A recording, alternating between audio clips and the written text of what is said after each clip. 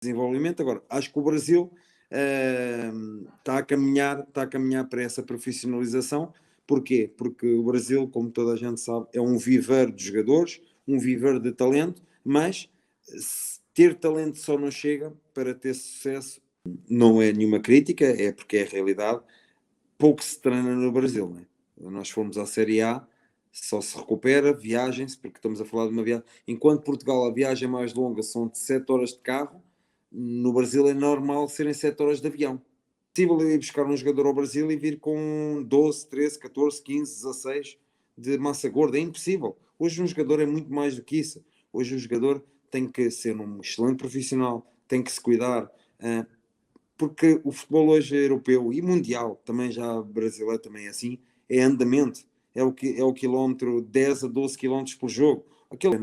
E nos mercados de verão existe uma lista secreta que eu dou ao dono do clube, a pedido do dono do clube, a solicitar ou a mandar referenciados para a holding, não para o Estoril. Ou seja, eu quando vejo um jogador, imaginemos só vou dar um exemplo, o Jean-Pierre do Grêmio, que agora veio para, já tinha referenciado em 2017. Este jogador tem perfil para a holding, custa 5 milhões, ganha 1 milhão de reais, pronto, dou diretamente ao dono. Depois o dono, se quiser contratar para o Beverin, para o Alcorcon, ou para o Denac, ou até para o próprio Estoril, é uma decisão dele, não é uma decisão minha.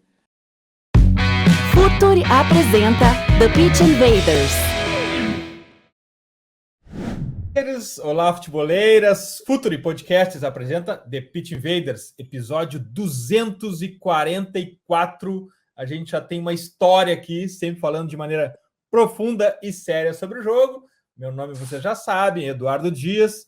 Estamos no ar em mais uma invasão futeboleira e naquele modelo de invasão futeboleira que a gente gosta muito aqui, seguindo o nosso propósito de aprender com quem está com a pele em jogo, skin in the game.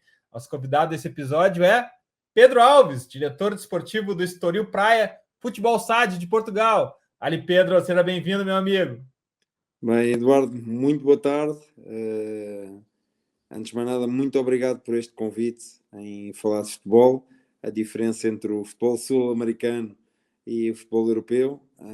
Estou pronto e preparado para responder com toda a honestidade naquilo que eu puder ajudar todos os ouvintes, todas as pessoas do Brasil e não só, que possam ouvir o episódio 244, já são muitos, por isso é um prazer enorme estar perante uma pessoa como o Eduardo. Agradeço o convite e estamos aí, ligados à corrente. Invaders, vamos invadir o Estoril Praia com Pedro Alves.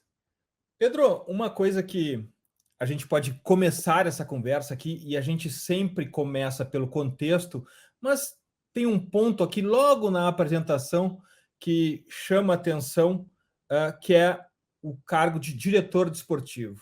Aqui no Brasil, Pedro, tu conhece o Brasil, aqui no Brasil, na última década, o Brasil sempre foi o futebol aqui sempre foi gerido por amadores, voluntários, torcedores que voluntariamente assumem suas posições de presidente, de vice de futebol dentro dos clubes e assim o executavam depois que saíam dos seus empregos.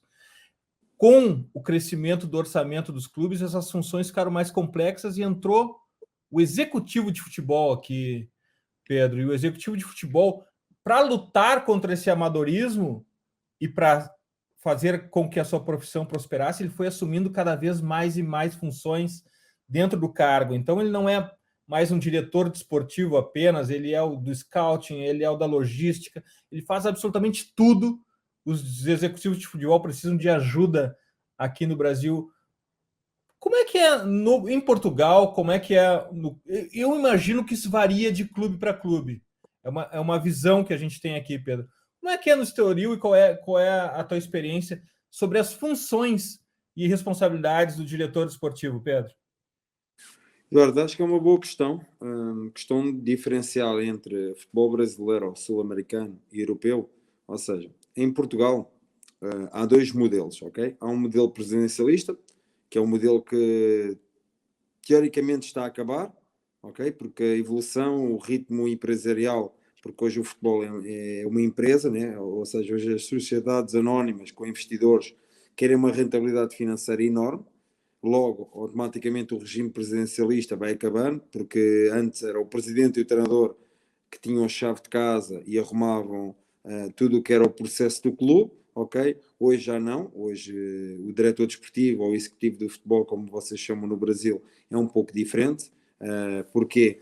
Porque a responsabilidade hoje do diretor desportivo vai muito além de só contratar jogadores, ok? Toda a parte logística, toda a parte da organização e planeamento e, acima de tudo, estratégia do clube. E pronto, eu aqui vou dar o exemplo da estratégia do Estoril Praia. O Estoril Praia hoje é detentor de uma holding que tem, a mesma holding tem mais 4 clubes espalhados pela Europa, um em Espanha, outro na Bélgica e outro na Holanda.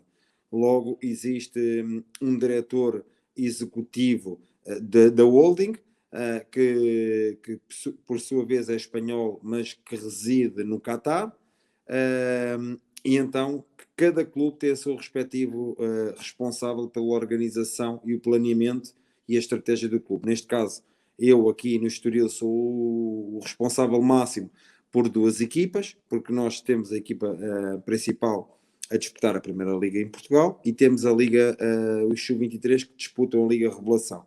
Ou seja, são cerca de 60 jogadores, 2 equipas técnicas, um departamento de scout, são 2 team managers, um para a equipa principal e outro para os Sub-23, ou seja, eu faço parte da cabecilha, né, do próprio grupo, dessa hierarquia.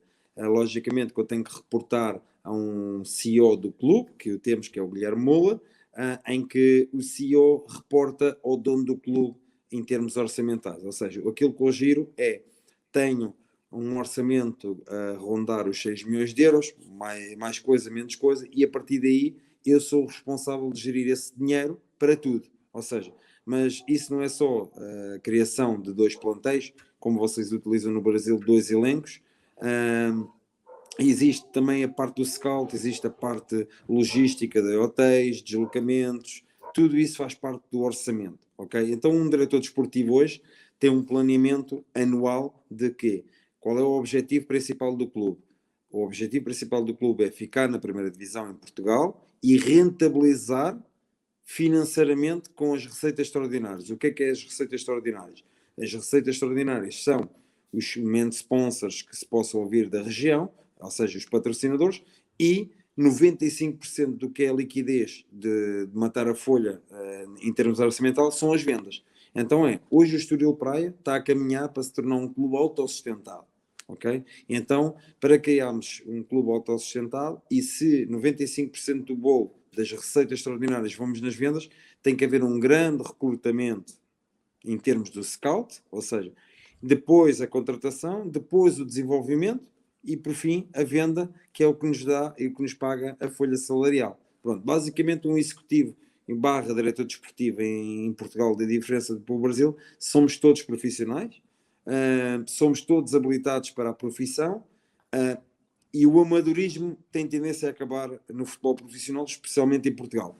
Acredito, e porque conheço muito bem o futebol brasileiro, desde dos top 10 a nível do Brasil até à Série B ou até mesmo à Série C, e depois prolongando-se para os estaduais, sei quais são os projetos de cada clube, ou pelo menos tento saber e acompanhar esse desenvolvimento. Agora, acho que o Brasil está a caminhar para essa profissionalização. Porquê? Porque o Brasil, como toda a gente sabe, é um viveiro de jogadores, um viveiro de talento, mas ter talento só não chega para ter sucesso na Europa, especialmente que é um mundo tão competitivo como o Eduardo sabe. Pedro, só para a gente, tem vários pontos para a gente desenvolver nessa tua resposta. Tem um ponto que eu acho que é coerente da gente conversar agora nesse momento, Pedro, que é nessa questão do organograma. Tu respondes para quem? Quem está acima de ti na organização? O teu superior está no clube ou está na holding? Não, está no clube. Ok, eu tenho um presidente dentro do clube, ok, que por sua vez também foi indicado pela holding, em que é responsável pelo Estoril, ok? E eu reporto ao pai para haver um meio de comunicação para não haver dois tipos de comunicação, eu prefiro, logicamente que eu tenho contacto ao dono do clube, mas para não atrapalhar a vida do clube, porque estou aqui no dia-a-dia, tem que haver uma pessoa em que eu reporte e essa pessoa reporta aquilo que eu digo, de forma como quiser, ao dono do clube. Ok. O presidente também é um profissional contratado. Eduardo, contrariamente àquilo que existe nos clubes brasileiros, que existem aquelas pessoas que são torcedoras, que são conselheiras para aconselharem um presidente, aqui não existe conselheiros. Aqui existe um neurograma completamente profissional. Ou seja, eu trabalhei, eu fui jogador de futebol, acabei a minha carreira como jogador de futebol aos 30 anos, virei Chief Scout, tive 4 anos como Chief Scout do Braga. Ou seja, do Braga vim como diretor desportivo para o Estoril, vou para a minha 4ª temporada e amanhã, se for para outro tipo de clube, eu vou ser um profissional como sou hoje no Estoril. Ou seja, e isso também acontece com presidentes, acontece com scouts, acontece com jogadores, com treinadores. Ou seja, tendencialmente para bem do futebol português e não só, e mundial, hoje somos todos profissionais. Hoje toda a gente recebe um salário vindo do clube que trabalha. Por isso, ser um torcedor, trabalhar para um clube, dar dinheiro ou dar conselhos, muito difícil isso acontece hoje num clube de futebol em Portugal. Pedro, e o grande equilíbrio entre dar retorno financeiro e retorno esportivo? Esse é o nó de toda a equação, né? Esse é o nó de toda a equação. É a chave. Para que isso aconteça, eu ainda não conheci um clube vendedor que não ganhe jogos. Okay? Não conheço nenhum clube mundialmente a vender jogadores a uma dimensão de 4, 5, 6 jogadores por ano se não tivesse sucesso desportivo. Okay? Agora, para se ganhar, tem que se ter um processo em que demora o seu tempo. E eu posso explicar isso um bocadinho no projeto do Estoril, ok? Porque já vou para a 4ª temporada. Eu quando saí do Braga, o Braga é a equipa em Portugal de Liga Europa que tenta juntar aos 3 grandes a nível nacional para ganhar a Liga, para ir à Liga dos Campeões. Um pouco como a Libertadores no Brasil, aqui é a Liga dos Campeões, né? Pronto. Para fazer o diferencial, eu quando cheguei ao Estoril, o Estoril tinha acabado de cair para a 2ª Liga. Mas, contrariamente àquilo que as pessoas possam pensar, eu vim no registro com uma gestão brasileira, que era a tráfico. E o que era o modelo de tráfico? Era um bocadinho como o Desportivo Brasil na altura, né? Que era um modelo de negócio, ou seja, é uma agência que é representada por agentes, os mesmos agentes têm uma bolsa de jogadores em que punham no Estoril para ser uma plataforma de venda, ok? É um modelo que pode-se aceitar, pode-se não aceitar. Problema quando eu cheguei ao Estoril. Era um clube que tinha esse patamar, tinha esse talento, mas não sabiam trabalhar o talento da venda. Então o que é que eu chegava? Era a gestão de expectativas do jogador brasileiro que vinha do Brasil, fosse do São Paulo, do Bragantino, do Corinthians, do Curitiba, seja de onde fosse, do Brasil, já vinha com uma expectativa que chegava ao Estoril, fazia 3 jogos e ia para o Barcelona, ou ia para o Real Madrid. Então, não vinha com o sangue no olho, como se utiliza no Brasil, não é? De vir para Portugal para trabalhar o dobro que trabalhava no Brasil, para assim virar jogador de nível alto. Problema. Quando o clube desceu, tínhamos salários demasiadamente altos para a receita que o Estoril tinha. Logo, o déficit era negativo, porque é déficit, né? E o que é que acontece? Não havia regras. Então, o que é que se tentou criar? Tentou-se criar um regulamento interno, tentou-se criar um salário médio máximo em que fosse compatível com a folha salarial. Porquê? Porque para quem conhece Portugal, no Brasil, nós vivemos numa zona geograficamente muito cara, que é o Mónaco de Portugal. Ou seja, Estoril e Cascais, estamos a falar de uma zona geográfica muito cara, mas muito cara, com um índice de criminalidade 0.0, com um índice de qualidade de vida de 10 meses com sol e com praia elevadíssimo. Então imagine, um jogador que vem do Brasil, apanha 10 meses de praia, com uma qualidade de vida, sem torcida, sem pressão alguma, o problema virou o jogo. Então caíram. Então nós tentámos, de alguma forma, que o problema fosse mesmo o jogo. que tivessem que virar. Então, se o jogador do Brasil, vamos falar basicamente, porque estamos a falar para a grande maioria para pessoas brasileiras, o problema do jogador do brasileiro é quando vem com uma expectativa demasiado alta para a realidade que tem, e segundo, que não venha com sangue no olho para virar. Esse jogador nunca vira em Portugal. Por muito bom que seja, e pode vir, atenção que eu já dou exemplos de jogadores que vieram de São Paulo, Corinthians, Palmeiras, Flamengo, Fluminense, Vasco, e que chegam a Portugal, que jogaram na Série A do Brasil, ok? E chegam a Portugal não viram. E não é porque não têm qualidade. É porque não houve a dificuldade para virar. É a diferença. Porque hoje o Estoril tem uma regra, que é o jogador hoje vem e tem todas as condições de trabalho sem pressão de ter que ser o dono da camisa 10 amanhã. Por isso, essa responsabilidade é criada com o desenvolvimento da performance, de controle de peso. Ou seja, hoje não existe, com todo o respeito, jogadores acima da massa de gordura no clube. É impossível ir buscar um jogador ao Brasil e vir com 12, 13, 14, 15, 16 de massa gorda. É impossível. Hoje um jogador é muito mais do que isso. Hoje o jogador tem que ser um excelente profissional, tem que se cuidar, porque o futebol hoje é europeu e mundial, também já brasileiro também é assim, é andamento, é o quilómetro 10 a 12 km por jogo. Aquele atleta que só faz 7, 8 km não chega, por muito talentoso que seja.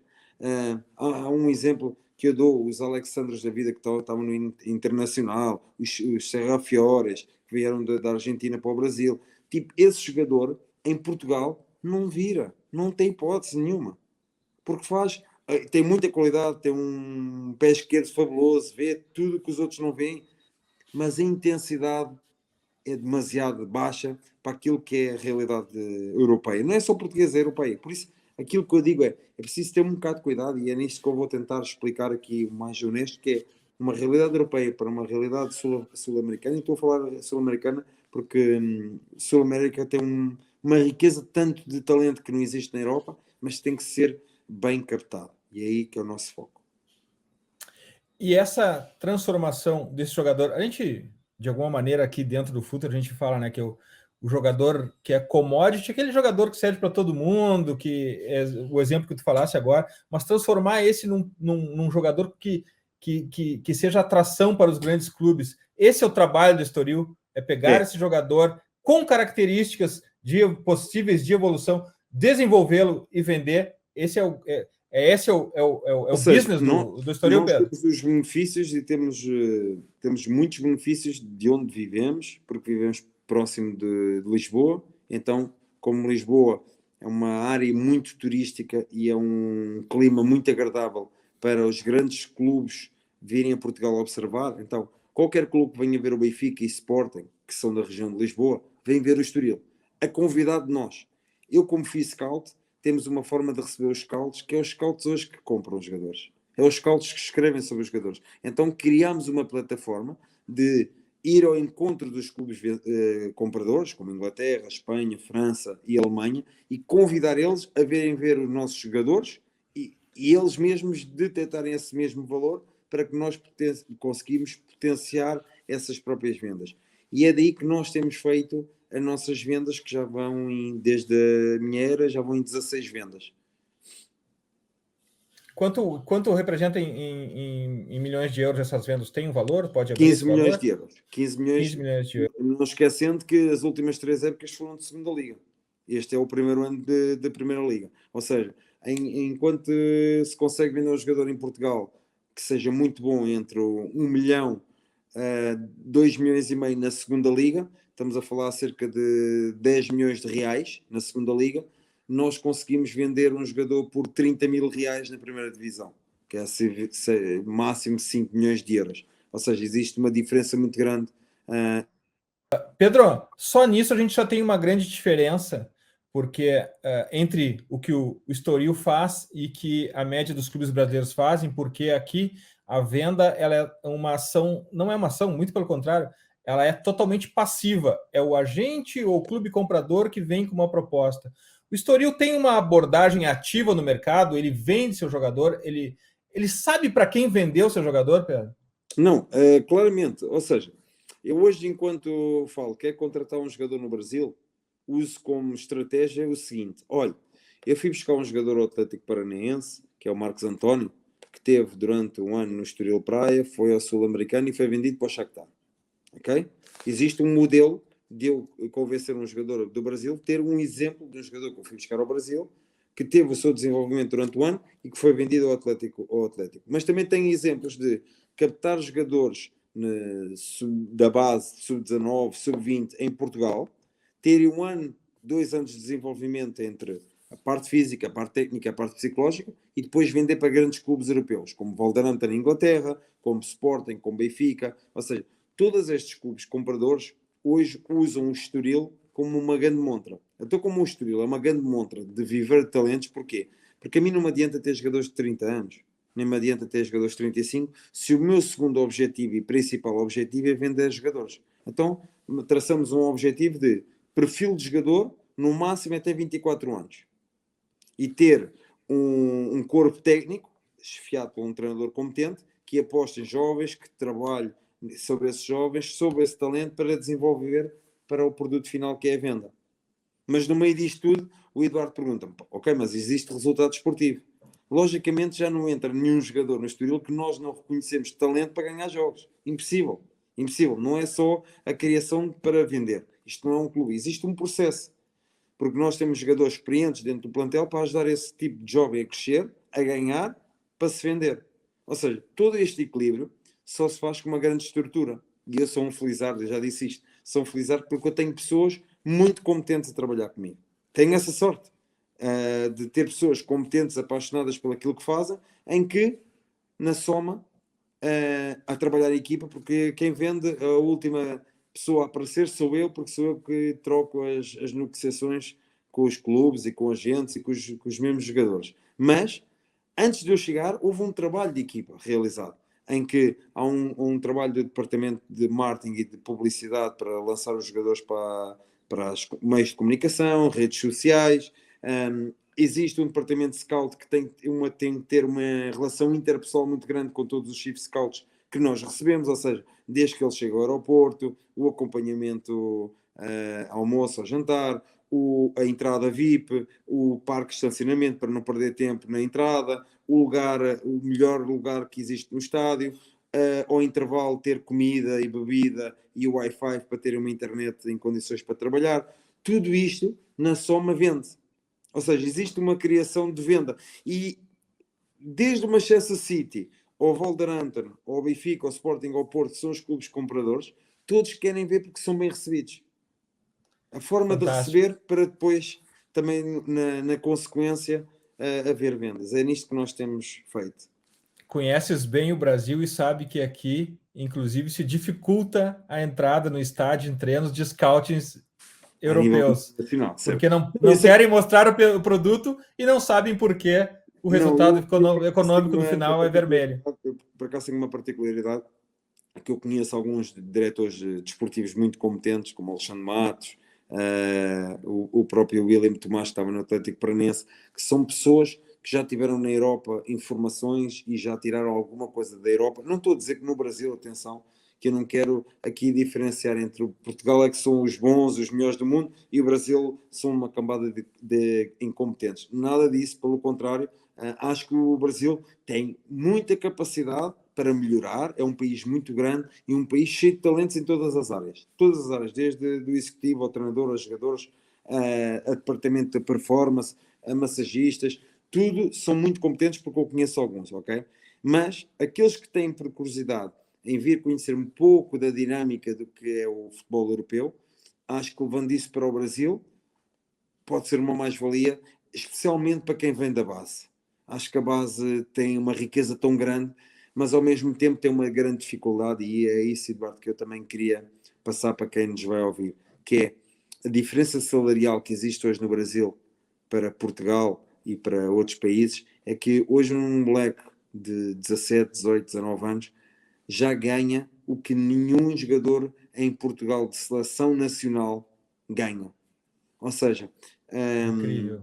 E sair da zona de conforto, um garoto de 20 anos, do Palmeiras, do São Paulo, vamos imaginar que não é um bom exemplo, mas o Giovanni, que agora do Palmeiras, que fez uma Copa São Paulo, um Hendrick, que fez uma Copa São Paulo muito boa, mas podia falar lá atrás do Anthony, do Elinho, do São Paulo que está no Bragantino, de todos estes jogadores que eu vi na base, na Copa Ipiranga em 16, 17, e 18 e 19, que não eram ninguém. O problema quando vem um clube europeu, se não for um clube muito grande e que paga um salário, dificilmente um jogador vindo da base tem dificuldade em vencer em Portugal, porque estamos a falar de um jogador que ganha 4, 5 net de euros, estamos a falar de 20 mil, 25 mil reais.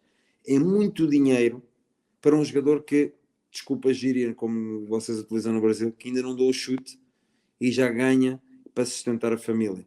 E esse é um grande problema que acho que o futebol brasileiro tem que rapidamente olhar para ele como um problema futuro. Porquê? Porque hoje temos um Palmeiras, temos um Flamengo, temos um Atlético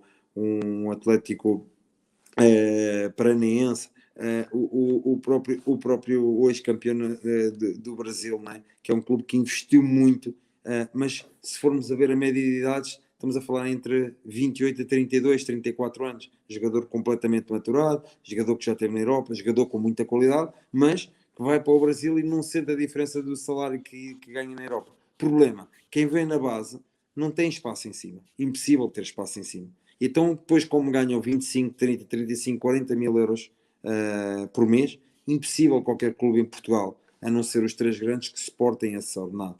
E outra coisa, o que implica é a tal frase que eu digo, o sangue no olho. Um jogador que ganha no Brasil acima de 25 mil reais, vir ganhar 25 mil reais para Portugal, não vem com o mesmo entusiasmo, não vem com a mesma vontade de vencer. Dificilmente é aquele que, à primeira derrota, ao primeiro jogo que não joga, que já está a ligar ao agente, está a ligar aos pais para regressar ao seu país, porque não se está a adaptar, porque não gostam dele, porque o futebol é diferente, porque eu sou feliz no Brasil. Então, eu acho que rapidamente quem está a... Pedro, um ponto que imagino que vocês tenham bem mapeado no departamento de scouting do Estoril, já mencionaste sobre a intensidade do jogador, que ele precisa ter isso para vencer. Como vocês sabem para quem vão vender, eu imagino que biotipia, tamanho do jogador e mentalidade também são pontos importantes. Como é que Não, encara isso? hoje existe um scout, é mais do que olhar para um jogador só que recepcione bem, que execute bem, que decida bem. Vai muito além disso, ok? Hoje um verdadeiro scout é aquele que vai ver um jogo e vê o aquecimento, vê a forma como o jogador suplente entra em campo, a forma como reage com o colega, esse tipo de comportamento.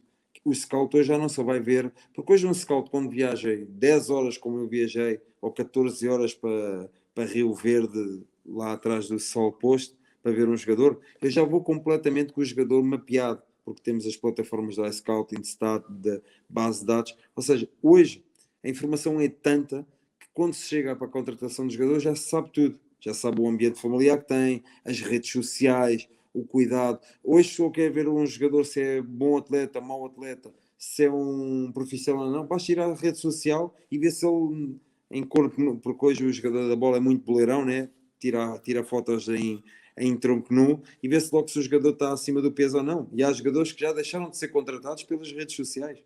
E então, a tal forma que nós, eu também usando a experiência de 4 anos de Brasil, fui 40 vezes ao Brasil, por incrível que pareça, e isso há um estudo, não sou eu que o fiz, há um estudo em Portugal, que é, por exemplo, eu vou-vos dar um exemplo.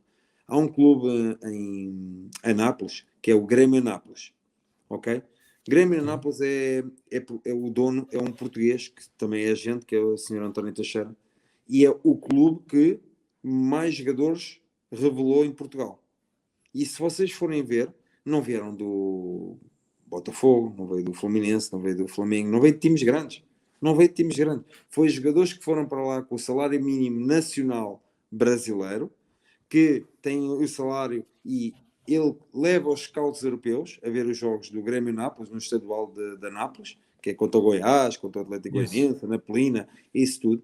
E esse jogador, quando vem para Portugal, agarra-se com unhas e dentes à realidade de superação em que em curto espaço de tempo passa a ser jogadores de uma dimensão tão alta que Há jogadores que vêm diretamente do Brasil, do Grêmio, de clubes grandes, que não viram. Por isso, aquilo que eu olho hoje para o mercado brasileiro é, não olho para se ele é grande, se ele é pequeno, porque eu não acredito se o jogador é muito grande, é muito pequeno, que é bom. Não, eu acredito no talento.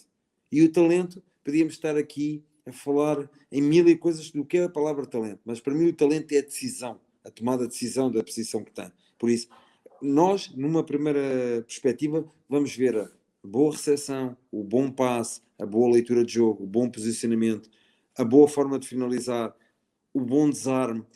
Todas estas características entram no saco que é do talento. E a partir daí começamos o desenvolvimento do que é a cultura do jogador. Quem é o agente, quem é os pais intrometem, se não se intrometem, porque hoje há uma profissão nova, que é os pais do atleta, né?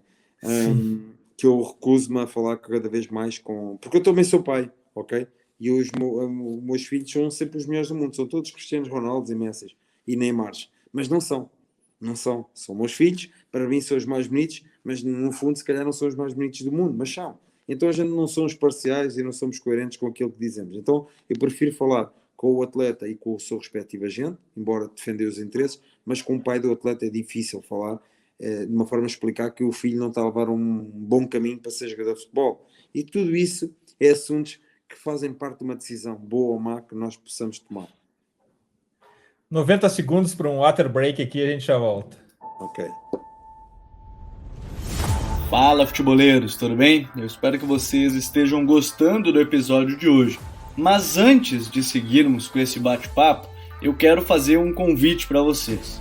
Se você quiser receber conteúdo exclusivo no site, ter acesso às matérias fechadas, vai lá na aba Club e faça parte do Futuri Club por apenas R$12 mensais ou até mesmo em planos semestrais com desconto ou até mesmo anuais. Você ainda vai ter direito a desconto nos cursos do Futuri. Então, fique ligado. Além disso, eu quero lembrar para vocês que esse episódio também tem o apoio do Futuri Pro, o departamento de análise e mercado do Futuri. Seu time gasta menos dinheiro e ganha mais jogos.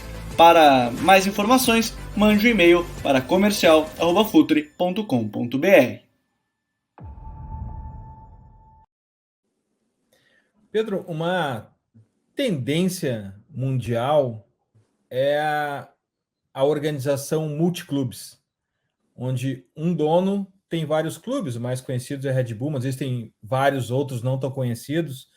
O Citigroup, o maior deles, sem dúvida nenhuma.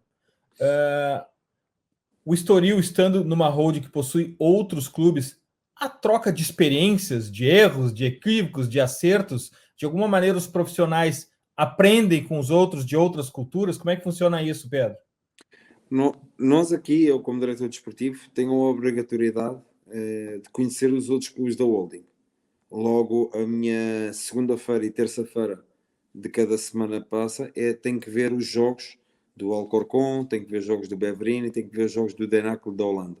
Estes três clubes, eu tenho a obrigatoriedade de conhecer pelo menos a constituição da equipa. Porquê? Porque trimestralmente existe uma reunião da holding, seja via Zoom ou presencialmente, com o dono do clube, e cada um fala do Estoril.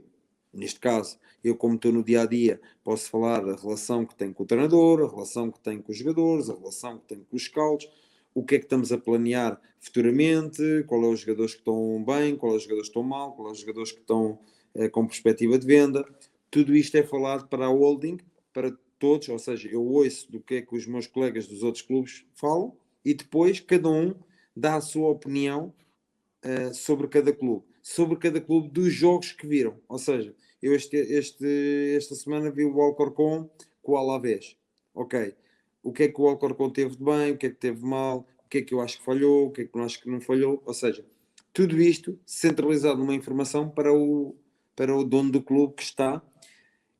E há uma particularidade. O dono do clube tem uma particularidade que gosta de futebol e entende futebol. Não só gosta de dinheiro, não só gosta de perder dinheiro, que às vezes é o que eu costumo dizer, mas também ao mesmo tempo ele gosta e entende futebol. Ou seja, e é uma pessoa que, embora seja dono do clube, ele acompanha os clubes.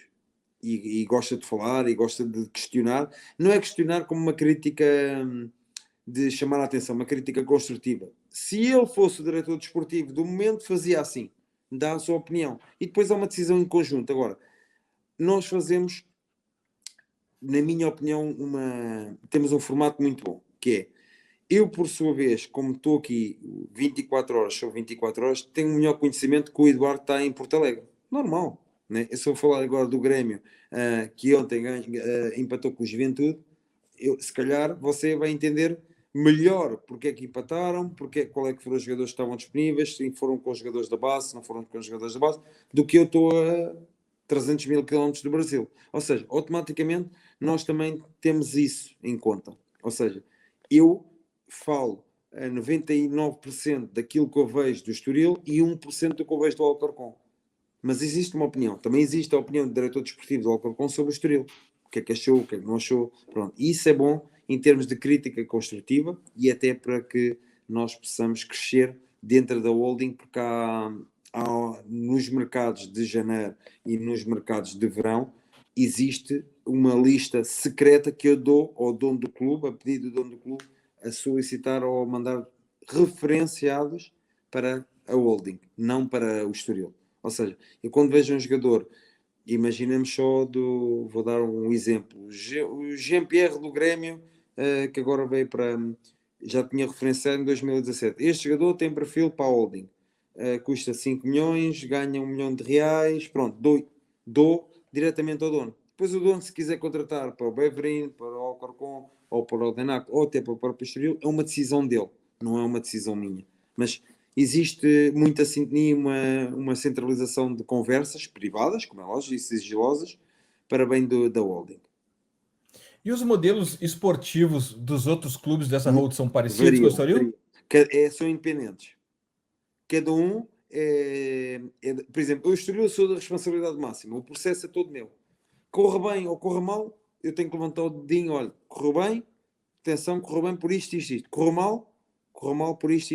Ou seja, não existe um modelo transversal de cultura portuguesa para cultura espanhola, de cultura espanhola para belga, de belga para holandesa. São completamente diferentes. É a mesma coisa que a nossa cultura, que é brasileira. São países diferentes, formas de Estado diferentes e modelos diferentes. Embora o mesmo possa ser o mesmo dono, a pessoa que mete o dinheiro ser a mesma. Mas não existe um modelo como existe no futebol europeu, de que é na base ter que jogar como joga o time principal. Aqui não existe isso. Aqui existe um modelo que é Estoril tem um modelo organizativo, o Alcorcón tem outro, o Beverin tem outro e o Denacle tem outro. Qual é a tua estrutura de inteligência de mercado, scouting aí? Tens um departamento com uma grande parte do orçamento direcionado a ele. Como é que funciona isso, Pedro? Nós tiramos 20% do orçamento para scout, ok? Eu sou interno de scout, ok? Nunca vou deixar de ser um scout, eu vejo 2 jogos por dia, e ao fim de semana não só vejo a minha equipa, mas também vejo jogos ao vivo, adoro ver jogos ao vivo, perco muito tempo, mas faz-me bem até para ver as atitudes dos próprios atletas. Aquilo que eu tinha falado antes, ver as reações dos atletas no bom e no mau, para poder tomar uma boa decisão. Então eu tenho hoje o privilégio, embora o Estoril não seja um clube muito grande, mas é um clube que é uma plataforma de vendas. Nós tiramos 20% do nosso orçamento para quê?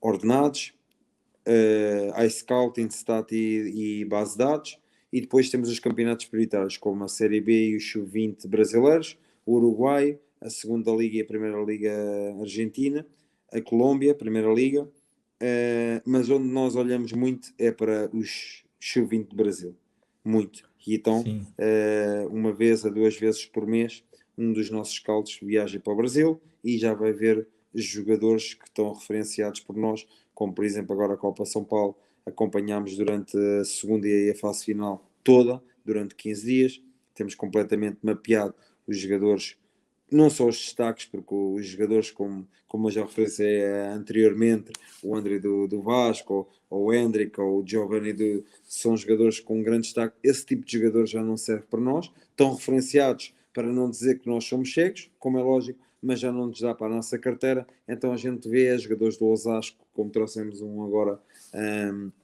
para Portugal, esse tipo de jogador que nós reconhecemos talento, é aí que captamos e é aí que trazemos, e cada vez mais estamos a captar entre sub-20 e sub-21, porque não tem ainda a responsabilidade da camisa de clube grande. Então tem tempo para vir, adaptar-se, crescer e desenvolver o seu próprio talento. É aí que nós agarramos muito à contratação posterior.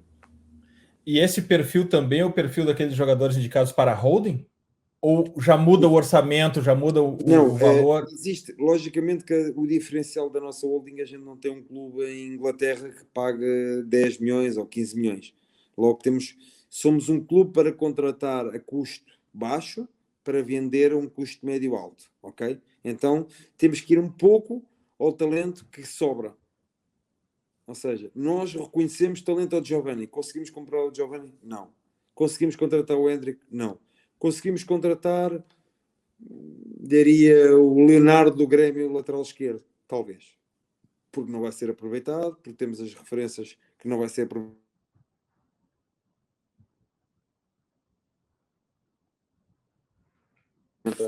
Com o Grêmio e conseguimos trazer esse tipo de jogador para Portugal. E é aí que temos tido sucesso. Incrível mesmo, essa estratégia é uma estratégia fantástica porque ela compra o jogador a ser desenvolvido ainda. Esse é um ponto na busca, Pedro, me parece muito difícil, porque vocês precisam olhar não o jogador que entrega performance, mas o jogador com potencial para vir entregar performance e desenvolvimento, né? Esse é o grande diferencial de vocês. Estão atrás de futuro, não necessariamente da entrega de hoje. Claro, há um diferencial muito grande entre o futebol brasileiro e o futebol português, né? E, primeiramente, não é nenhuma crítica, é porque é a realidade. Pouco se treina no Brasil, né? Nós fomos à Série A, só se recupera, viajem-se, porque estamos a falar de uma viagem. Enquanto Portugal, a viagem mais longa são de 7 horas de carro, no Brasil é normal serem 7 horas de avião. De uma ponta à outra, é muito difícil. A logística para quem treina, e hoje temos treinadores portugueses no Brasil, e não é preciso ser treinadores portugueses para eu perceber do que é a dificuldade em Portugal joga-se de sábado a sábado, e a logística é muito treino, muita repetição, muito desenvolvimento do jogador. Ou seja, no Brasil, qual é a parte principal que o Brasil tem? Talento. Mas qual é a parte mais difícil? É que o talento seja físico, mental, tático, técnico. Ou seja, todos estes conjuntos, algum deles vai se perder porque não se treina. Joga-se muito, recupera-se muito, viaja-se muito, treina-se pouco. E como eu acredito que o desenvolvimento do jogador em termos técnicos e táticos necessita de muita repetição, e como não a treina é impossível. Então não me adianta ir ver um jogador, com todo o respeito, ao Londrina, ao Curitiba, ao Juventude, ou Figueirense, que eu sei que numa Série B do Brasil ou numa Série A do Brasil eles não vão treinar. Não têm tempo para treinar porque viajam muito. Então nós vamos ver se o jogador é rápido, se é explosivo, se é agressivo, se tem uma boa capacidade técnica de passe, recepção orientada, se é inteligente da forma como se posiciona. Porquê? Porque se a gente fizer uma autoanálise do que é o jogador brasileiro hoje, e que vira muito rapidamente na Europa, é zagueiros, porque são zagueiros muito técnicos, e aquele zagueiro que é aliado à técnica rápida e agressivo vira milionário rápido, porque não existe a nível mundial hoje zagueiros com essas características.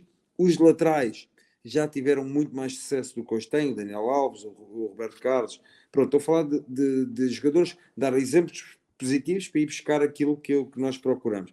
Então, nós procuramos os exemplos positivos para ir ao Brasil buscar esse tipo de referência, esse tipo de perfil, mesmo que não tenha tudo o que nós idealizamos para ser uma boa contratação. Mas um clube como o Estoril tem que arriscar nesse tipo de perfil. Nós reconhecemos e agora vamos trabalhar o que ele tem de menos de bom. Então treino. Temos tempo para treinar, temos tempo para desenvolver, temos tempo para fazer o trabalho extra. E no Brasil não existe isso. Quem joga em Porto Alegre e vai jogar a Goiânia tem que apanhar o avião. É impossível de ir de ônibus até Goiânia, senão chega lá 3 dias depois, né? A logística é tão difícil treinar no Brasil, e eu tenho essa particularidade porque andei aí, conheço o terreno, sei o que sofri, sei o que andei, sei o que viajei dentro do Brasil para seguir estando na Europa. Por isso, todo este mecanismo de contratação e de perfil no mercado brasileiro precisa ter critério. E eu, por ter essa experiência, o nosso critério é reconhecer talento e vamos trabalhá-lo. Isso também faz parte do nosso crescimento. Pedro, a gente está vivendo aqui no Brasil uma chegada de técnicos estrangeiros que, na minha opinião, está trazendo diversidade, está fazendo muito bem ao futebol brasileiro. E será que a gente vai ter uma onda de diretores esportivos portugueses chegando aqui em algum tempo? Ou o contexto é muito diferente, Pedro? Eu acho que o contexto do treinador português para o contexto do treinador brasileiro, e eu acredito que o Brasil tenha treinadores, aliás, tem que ter treinadores muito competentes, só que o treinador português e as federações em Portugal são muito exigentes com o acompanhamento da FIFA e da UEFA. O futebol está a caminhar para um desenvolvimento de inteligência virtual muito grande. Ou seja, hoje um treinador não é só o ter bom olho e mexer bem na equipa. Hoje o microciclo de um treinador é acorda às 7 da manhã, toma o café da manhã, dá o treino, pré-visualiza o treino depois, prepara o dia seguinte, pré-visualiza com os scouts e com os analistas o dia seguinte e a equipa adversária, trabalha sobre a equipa adversária, trabalha sobre a sua equipa, um modelo de jogo. Ou seja, tudo isto no microciclo de uma semana, onde no Brasil há sábado, quarta, sábado jogo, é muito difícil se não houver grandes profissionais e apaixonados pela sua profissão. E eu acho que o treinador português, o treinador europeu, está muito desenvolvido para sofrer e trabalhar em curto espaço de tempo. Porquê? Porque se nós vermos vou falar dos top para dar um exemplo positivo. O Guardiola tem uma equipa galáctica e ainda não ganhou a Liga dos Campeões. Né? Ainda não ganhou a Liga dos Campeões pelo City. Anda à procura disso. Porque é que não ganha? É a decisão, é o detalhe, é um jogo, mas é o melhor, é os melhores, ele trabalha com os melhores. Mas para trabalhar os melhores, ele tem que acompanhar os melhores, tem que ser o melhor. E eu acho que o Brasil, tendo o regime de conselheiros amadores, tem que acabar. Virando sociedades anónimas, vai acabar, que agora, por exemplo, o Botafogo virou um investidor americano. Se meter pessoas profissionais, e pode ser elas brasileiras, eu acredito que seja brasileiras, porque há uma coisa que eu digo, amanhã se tiver um convite para ir para o Brasil, e se a minha mulher me deixar e acompanhar-me, eu vou. Mas teria obrigatoriamente que antes de assinar um tipo de acordo com qualquer clube brasileiro, tinha que analisar as pessoas que iam trabalhar comigo. Isto é a mesma coisa que uma equipa técnica ter sucesso ou não ter sucesso. Se os adjuntos, os analistas, os preparadores físicos não tiverem ao nível do treinador principal, o treinador principal vai morrer porque vai perder muitos jogos. Então eu como não acredito que isto não é um desporto singular, isto é um desporto coletivo, só se vence com um trabalho coletivo. Por isso, é um modelo de organograma bem definido. Então, um presidente, um diretor executivo, um diretor desportivo, como quiserem chamar, mas uma hierarquia, uma comunicação única com um objetivo comum. Qual é o objetivo do clube? Ser campeão do Brasil, o que é que temos de fazer para ser campeão do Brasil? Campeão da Libertadores, o que é que temos de fazer para lá chegar? E eu acho que é esta mentalidade que está a mudar com o treinador vindo da Europa. E está a trazer, desculpem-me a minha frontalidade, está a trazer uma melhor comunicação, mais positividade, mais rigor e, acima de tudo, mais profissionalismo. Porque, acreditem ou não, eu trabalhei com o Abel no Braga durante 3 anos e sei daquilo que falo. O Abel é o melhor treinador do mundo? Não é. É a pessoa mais dedicada do mundo que ninguém lhe apontar? É. Ninguém lhe aponta falta de profissionalismo, ninguém lhe aponta falta de trabalho, ninguém lhe aponta falta de rigor, mas o rigor começa naquela parte que eu digo que é horários de chegada, horários de saída, rigor da massa gorda, de comer muito ou pouca picanha. Tudo isto vai profissionalizar mais o futebol brasileiro. E quando o futebol brasileiro tiver mais profissionalismo, mais rigor, mais controle de baladas, mais controle da vida social, que é muito grande e é muito difícil controlar, o Brasil tem tudo para ser uma referência mundial do futebol, porque já o é em termos de talento, mas em termos de rigor e profissionalismo, acho que ainda tem muito para crescer. E a gente podia ficar horas e horas falando só sobre essa pauta de rigor e profissionalismo, mas agora é hora das nossas dicas futeboleiras. E a minha dica futeboleira desse episódio eu curti muito, e eu já compartilhei com os assinantes da Drive, a newsletter dos assinantes Futuri. Mas antes aqui de passar para você essa dica, eu preciso dar um disclaimer aqui, que essa dica tem que ser desfrutada considerando a abordagem muito chapa branca comum às séries de futebol. Dito esse disclaimer, sugiro Simeone, viver partido a partido na Amazon Prime, é a minha dica futeboleira dessa semana. Pedro, e a tua dica futeboleira? A minha dica futeboleira é ler o livro ou acompanhar uma série do Ferran Soriano. A bola não entra por acaso. E basei muito nesse livro, não só a nível desportivo, mas também para a vida. Okay? Nós não vencemos sozinhos. E no futebol, quem pensa que vive sozinho pode vencer a primeira, a segunda, mas a primeira derrota vão-nos pisar. Nós temos que ser agregadores, nós temos que ser honestos, nós temos que ser o exemplo de quem está abaixo na hierarquia, porque eu, se não der o exemplo no trabalho, no rigor, no profissionalismo e amar esta profissão como amo, a gente que vem atrás de mim não dá nem 20% daquilo que dão. Assim dão 300, eu estou a dar 40 e estou a ter sucesso, graças a Deus. Pedro, que imenso prazer conversar contigo. Tenho certeza que os nossos invaders, os nossos ouvintes aqui também terão esse prazer. Foi uma conversa deliciosa sobre um assunto que gostamos tanto de falar aqui. Muito obrigado, Pedro. A gente vai estar aqui de olho no Estoril, de olho no teu trabalho, te acompanhando e aprendendo contigo. Muito obrigado mais uma vez por este prazer de falarmos durante uma hora de futebol, porque falar de futebol não cansa, e também tentei ao máximo ser o mais transparente possível para que as pessoas que estejam em casa e que tenham a oportunidade de ver o episódio 244, que fique na memória também como algo positivo, que eu quero andar no futebol e na vida com algo positivo para que as pessoas sejam felizes. Muito obrigado, amigo. E um beijo para o nosso amigo Arthur, né? Um beijinho para o nosso amigo Arthur. Ele, diretor de comunicação fraco. Tá bom, vamos ver se ele... É gente boa, é um amigo para a vida, e agradeço e mando-lhe um grande abraço. Sei que foi ele que partilhou este contacto, e agradeço-lhe do fundo do coração, que é um amigo para a vida. É um amigo nosso também, é um invader, é um grande parceiro que a gente tem aqui. Futeboleiros, nós somos o Futuri e temos um convite para vocês. Pense o jogo. Abraço e até a próxima evasão The Pitch Invaders. Futuri apresentou The Pitch Invaders.